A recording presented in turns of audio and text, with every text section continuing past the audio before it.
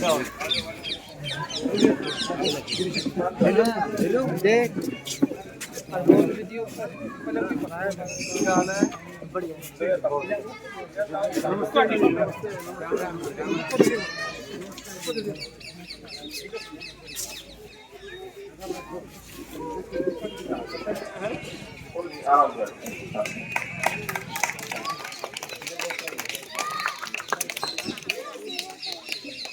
में विधायक जी की कई गलियां और रास्ते टूटी हुई है, उसके लिए हमें फंड दिलाया जाए। हमारे पास फंड की कमी है।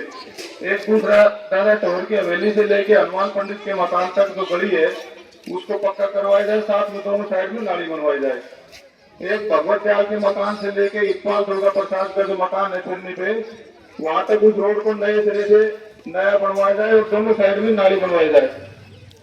एक बीपीएल प्लाट जो हमारे हैं उसमें सारे रास्ते कच्चे हैं, उनको टाइलों से पक्का करवाया जाए और उनमें जो पेयजल सप्लाई के लिए पाइपलाइन नहीं पहुंच पाई है वो पाइपलाइन फुटाई जाए। एक हमारे गांव में 3 आंगनबाड़ी है, लेकिन हमारे पास भवन कोई नहीं है।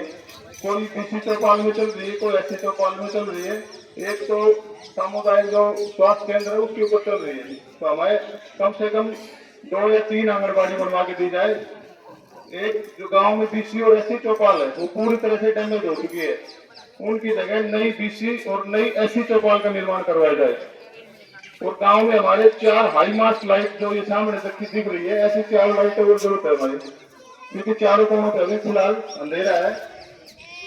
एक गांव में भीमराव अंबेडकर के नाम से एक पार्क का निर्माण करवाया जाए, साथ में डॉक्टर भीमराव अंबेडकर जी की मूर्ति लगवाई जाए।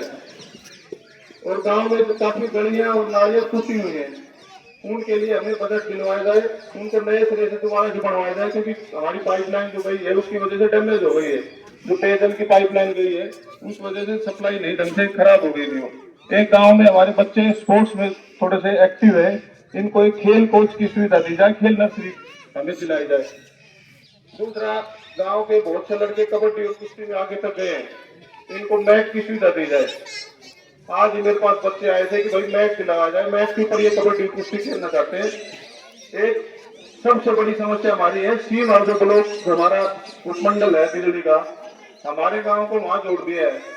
हम पिछले 5-7 साल से परेशान है, क्योंकि वहाँ एक साधन वाला आदमी तो पहुंच सकता है, जिसके पास साधन नहीं वो नहीं पहुंच सकता। हमारे खट्टर साहब आए थे, मैंने उनके सामने भी डिमांड रखी थी, लेकिन उसकी कोई सुनवाई नहीं हुई। जो हमारा सीन आउट मंडल है बिजली का वो वापिस तोड़ के महेंद्रगढ़ किया जाए, ये सबसे बड़ी समस्या है हमारी। और सारा गांव इसमें आप हाथ उठा के बताओ विधायक जी को ये सबसे बड़ी समस्या है कि नहीं है। इस बारे में कई बार अवगत करवा चुके थे, लेकिन कोई सुनवाई नहीं हो रही। हम इस मामले में बिजली मंत्री रणजीत चौटाला से भी मिल चुके हैं, मेयर बाबू रामजीलाल दोनों गए थे, लेकिन वहां भी कोई सुनवाई नहीं हुई, कागज लेकर रख देते हैं।